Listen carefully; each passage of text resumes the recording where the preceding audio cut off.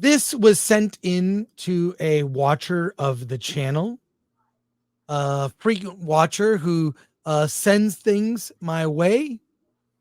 And I don't know if this person wants me to reveal who they are, so I won't say anything right now.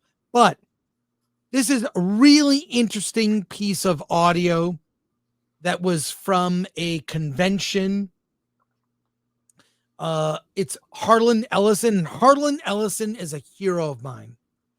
He wrote one of the greatest episodes of the Star Trek original series, City on the Edge of Forever. And he's been an outspoken voice in the world of science fiction and conventions. He's just, I've always admired him. And I got to meet him when I moved to Los Angeles in the early 90s. I got to go to Harlan Ellison's house. But he's a guy that would tell it like it is. If YouTube was around, he would be here saying crazy stuff. He's passed away, but he wrote some amazing sci-fi novels and short stories, and not just in the realm of sci-fi. And he famously, Harlan Ellison hated the word sci-fi. He said it sounded like two crickets having sex, sci-fi. So he did not like the term. He always said science fiction. So he's been around for a long time. And this audio, I believe this was from Reddit or whatever. It's, wait, I uploaded it here. Where is it? It's right here. Here it is.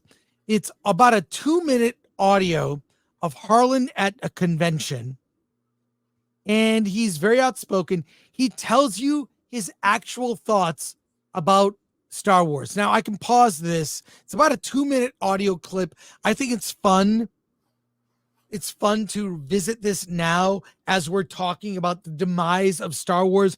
This is Harlan Ellison speaking at a convention with all kinds of genre fans at the height of Star Wars fever, offering his thoughts on Star Wars. Here it is. I love driving you crazy. I love it. You're so easy to put on, the whole lot of you. I mean, you're really incredible. College students think they're so hip. It's marvelous. Oh, you know, if I really wanted to drive you fuckers crazy, it would take me about like 13 seconds, because as long as I attack the administration and the military-industrial complex and old folks and your parents and right-wingers and Republicans, you love it. The minute I start telling you what assholes you are, you get cranky, man. This is the kind of guy he was. He did not mince words or hold back, okay? That's just the tee up to what he says about Star Wars. Let's listen. Now, you want to see me lose half the audience right now?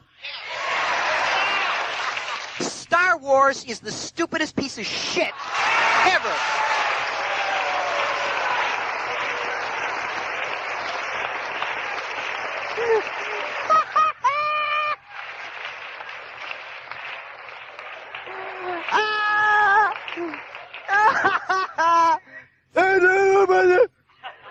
R2-D2. Fucking mindless Sympolian brain damage nitwittery for putting brain loons. For Christ's sake, go to see it more than once. Say what? Let's see you. What, schmuck? What? Once under pressure. You don't mean to tell me you actually went back and saw that thing more than once?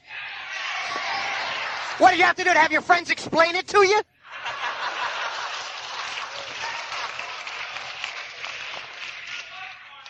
You're just, well, you can read my books more than once. They're literate, for Christ's sake. Jesus Christ. How many times can you be dazzled by little models running across the landscape? So, hey, it was radical to say back then, but he really was predicting the future. And also think about if sci-fi had gone to just, I mean, it's all about the tech and the this and the, he's right, spaceships and whatnot. What if it was smarter? I mean, to me, this is why I am a big, you can tell me to whatever. I love Dune. I think it's a much smarter version of what Star Wars is. And I think Star Wars took a turn when Jedi came out. It could have gone a more adult path. It is for kids. Yes, we're still talking about it, but this man, Harlan Ellison, an author I have loved for years. Look up the story, The Man with the Glass Hand. I actually have a comic version of it. He has written, his stuff is so smart, so beyond, was so great and of its time. And to hear him say that makes me think. I mean, he said a lot of crazy stuff. Alan, what are your thoughts? Oh man. So this is the first time I'm hearing it, so I'm processing it a little bit. But one of the things comes to that I thought about while listening to it was I think I've always felt and still feel today that science fiction is very is highly intellectual, which sometimes classes me out of it. Meaning, I avoid things because maybe it's too much of a thinker, and maybe it's just too much to go through, and maybe you just want the comic book strip, action films of the 20s in Star Wars. And maybe I just want to have a little bit of thought, a little bit of ideas behind the force, but ultimately I want an adventure. And hearing Harlan Ellison talk, he's very much, he comes off as kind of a bit pretentious, a bit elitist, and falls into that intellectual category that just kind of looks down upon the rest of us.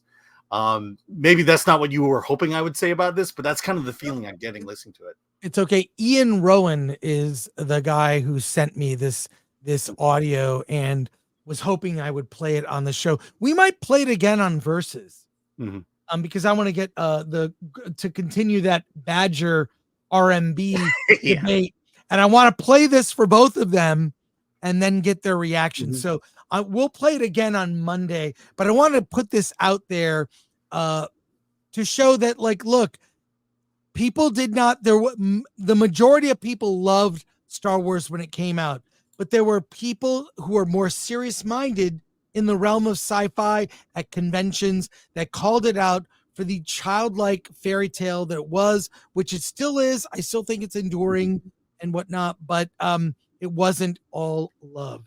Yeah. I'll just say, let's put it this way. When I saw Star Wars for the first time at 10 years old, I don't think 10-year-old me would be a reader of Harlan Ellison. He's not really, more like teenager or college is what Harlan Ellison. That's when I got into him. Actually, it was college. I would read a lot of his stuff.